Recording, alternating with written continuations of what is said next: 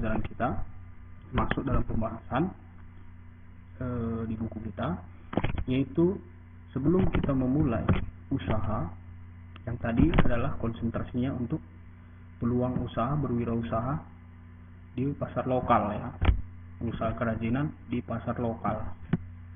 Nah, sebelum memulai seperti biasa itu selalu ada perencanaan ya.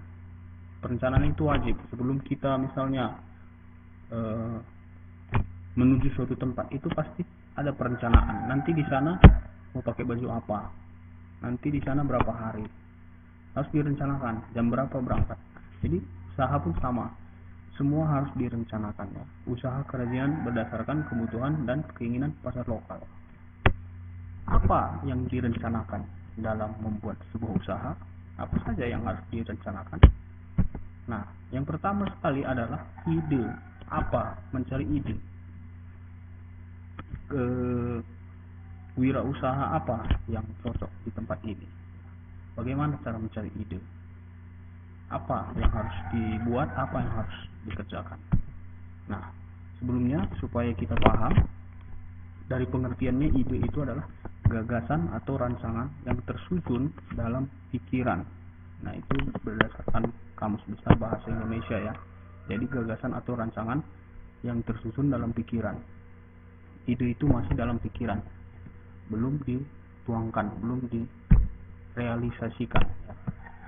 Ide juga di sini dibilang adalah langkah awal ketika seseorang ingin menciptakan sesuatu, karya atau produk. Ini langkah yang paling awal. Kita sudah tahu ya urutannya untuk membuat produk. Pertama mencari ide, brainstorming, kemudian ada membuat sketsa, studi model ya, atau prototype, dan seterusnya. Itu sudah tahu, sampai kepada finishing dan pemasaran. Nah, ide itu adalah langkah yang paling awal. Nah, kadang mencari ide itu sulit ya. Nah, susah mencari ide. Bagaimana caranya mencari ide? Itu ada pendekatan-pendekatannya. Bagaimana proses munculnya ide? Kenapa ide itu bisa ada?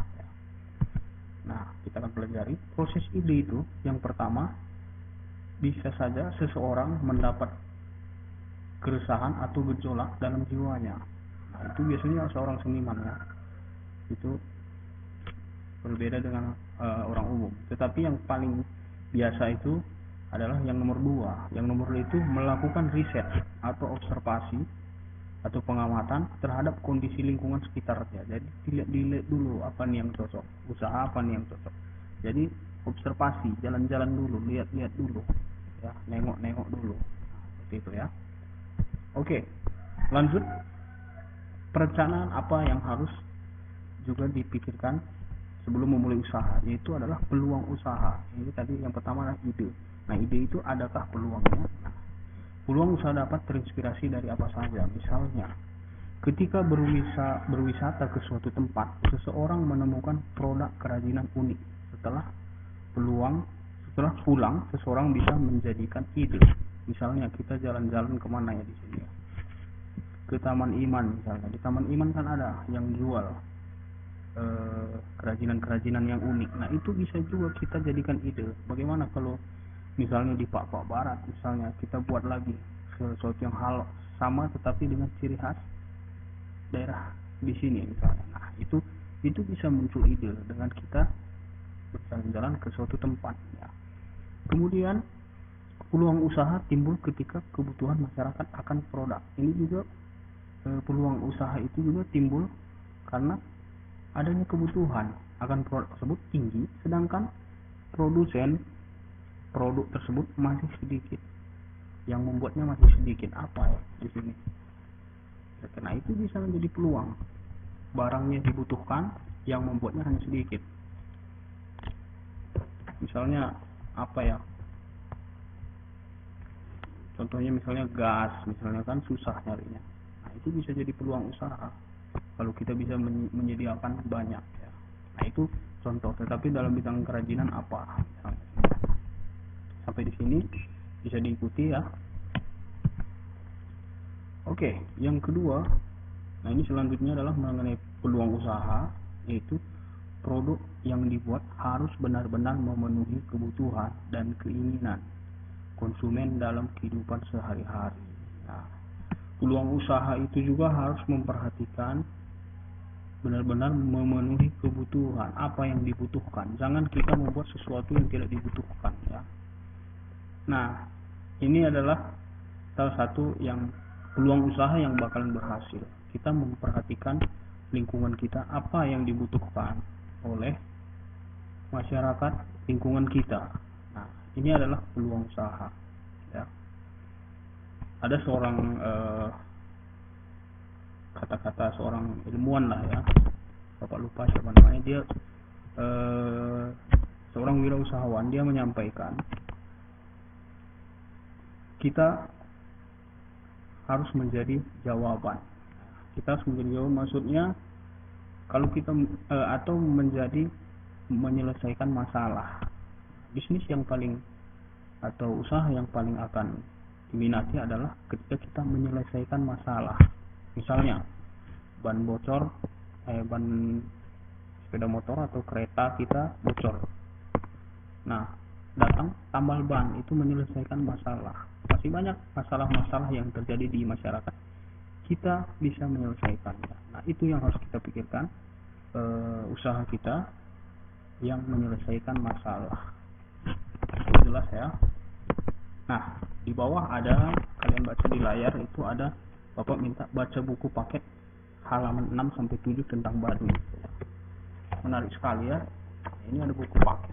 Nggak tahu kalian sudah mengambil buku paket atau belum. Nanti kalian baca di halaman 6-7, itu ada cerita sedikit tentang produk kerajinan Baduy yang diminati masyarakat. Nah, di sini ada dibilang Baduy itu memang dari daerah Banten ya, di daerah Jawa. Itu ada satu daerah pedalaman ya, daerah pedalaman Sunda ya. Mereka di sana ada memproduksi kerajinan yang unik. Ada tas ya, ciri khas tas mereka itu adalah tasnya terbuat dari akar-akar tanaman ya. Akar-akar tanaman. Nanti kalian bisa baca, itu menarik sekali, dan mungkin bisa kalian nanti searching ya di internet produk-produk dari suku Baduy ya. Kenapa produk dari suku Baduy itu diminati? Yang Bapak tangkap di situ adalah mereka masih menggunakan bahan-bahan yang alami, dan mereka mempunyai motif ciri khas mereka. Biasanya mereka cenderung berwarna hitam dan juga berwarna biru. Di buku itu nanti akan ada disampaikan, nanti kalian baca ya, supaya kalian bisa tergugah ya, untuk terpancing untuk bisa mendapatkan ide. Nah, ini mungkin ada yang sudah pernah lihat ya, ini di mana. Ini adalah Bapak waktu itu iseng-iseng ya, karena kita belum bersekolah ya, mencari aktivitas, yaitu Bapak membuat kursi ya. Nah, ini pun berdasarkan kebutuhan, karena di ladang Bapak di sana, di tiga panas sana, mau duduk-duduk susah ya. Nah, Bapak terpikir di sini ada bambu ya. Nah, Bapak buat kursi ya. Belum bisa Bapak buatnya, tetapi Bapak melihat contoh yang ada di internet. Nah, sekarang kita gunakan ya, informasi-informasi itu sangat bagus dan bermanfaat. Nah, ini Bapak buat kursi santai ya dari bambu. Sepertinya Bapak membuatnya itu kurang lebih dua hari lah, seperti itu ya, 2 hari 3 hari, tapi tidak full time ya. Nah, ini ladang Bapak, kalian lihat santai ya. Ini belum siap, ini sebenarnya belum selesai. Nah, ini ide itu bisa muncul karena kebutuhan ya, seperti yang Bapak sudah sampaikan. Nah, ini pun jadi Bapak juga jadi banyak membuat sesuatu ya. Ini meja, karena Bapak mau minum kopi nggak ada tempat meletakkan gelas, buat meja. Nah, ini berdasarkan kebutuhan semuanya. Ini Bapak banyak lah, kalian bisa contoh di internet. Kemudian, nah ini juga, nah ini jadi keterusan ya, membuat barang-barang. Nah, ini Bapak mencoba membuat rak sepatu ya, karena di kontrakan Bapak itu belum ada rak sepatu, jadi sepatu diletakkan di mana saja berantakan. Nah, akhirnya Bapak terinspirasi membuat sepatu. Inilah dia ya, sudah jadi. Oke,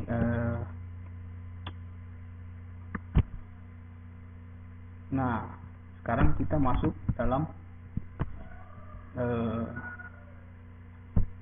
tugas ya. Di sini, apakah kalian menemukan kerajinan dijual di pasar di daerah sekitar kalian? Apakah ada atau tidak dijual? Nah, kalian akan observasi. Jika ya, marilah kita mencari informasi mengenai produk kerajinan tersebut. Apa yang dijual di sana? Nah, produk apa? Ya, produk apa saja yang dijual di pasar daerah kita? Nah, kita pertanyakan pertanyaan-pertanyaan ini, kita cari tahu informasi ini, yaitu kerajinan apa saja yang ada dijual di pasar, misalnya A, B, C, D, dan lain sebagainya. Kemudian kita cari tahu lagi, yang paling diminati, yang paling laku apa, berbentuk hiasan atau benda pakai yang diminati itu, kemudian terbuat dari bahan apa, kayu, bambu, rotan, atau batu, atau dan lain sebagainya. Kemudian alat pembuatannya apa, kira-kira dia membuatnya pakai apa, pakai mesin atau manual. Kemudian waktu pengerjaannya, untuk membuat satu produk itu biasanya membutuhkan waktu berapa lama. Misalnya sehari bisa selesai 5 atau 3, atau mungkin satu produk kalau karena misalnya produknya rumit bisa berhari-hari ya. Cari tahu ya. Kemudian kesulitan dalam pembuatannya apa kesulitannya, misalnya menggabungkannya dan lain sebagainya. Harganya berapa dijual dan seterusnya. Ini kita masih kepo dulu ya, nyari-nyari tahu, masih nyari-nyari informasi. Oke, jadi tugas individu ya, tugas individu berarti tugas sendiri-sendiri. Yang pertama yang sudah tadi Bapak sampaikan, cari tahu sebanyak-banyaknya kerajinan apa saja yang ada dijual di pasar daerah kalian. Nanti ada pasar Singapura mungkin, Klohi mungkin ya, dan lain sebagainya. Kalian cari tahu. Kemudian mana yang paling diminati, yang paling laku yang mana? Tumbuhkanlah apa, lesung atau apa kan, itu adalah kerajinan. Kemudian buat penjelasan produk tersebut yang sudah tadi Bapak sampaikan, misalnya kerajinan tersebut berbentuk hiasan atau benda pakai, terbuat dari bahan apa, alat pembuatan, waktu pengerjaan, kesulitan dalam pembuatannya, harga, dan seterusnya. Nah, nanti tugas kalian ini kalian tulis di buku catatan. Kalian harus punya buku catatan masing-masing ya. Kemudian foto, kemudian kirim ke WA pribadi Bapak, tidak usah diantarkan ke sekolah ya, di foto aja ya. Semua sudah punya HP, sudah masuk grup. Nah, nanti WA ke WA pribadi Bapak ya. Kemudian di sana nanti jangan lupa tulis nama kalian. Judulnya adalah tugas 1 dan tulis kelasnya ya. Nanti kalian Bapak bingung ini dari kelas mana gitu. Nah, mungkin itu saja yang akan Bapak sampaikan pada pertemuan kita hari ini. Terima kasih untuk perhatiannya, terima kasih untuk kerjasamanya. Bapak tunggu tugasnya minggu depan ya. Seperti biasa, mengumpulkan lebih cepat, mendapatkan poin yang lebih bagus ya. Semakin lama semakin berkurang, seperti biasa ya. Ditunggu tugasnya. Jika ada yang mau ditanyakan, silahkan WA ke Bapak. Terima kasih. Cukup sekian. Juah-juah membantah Krina.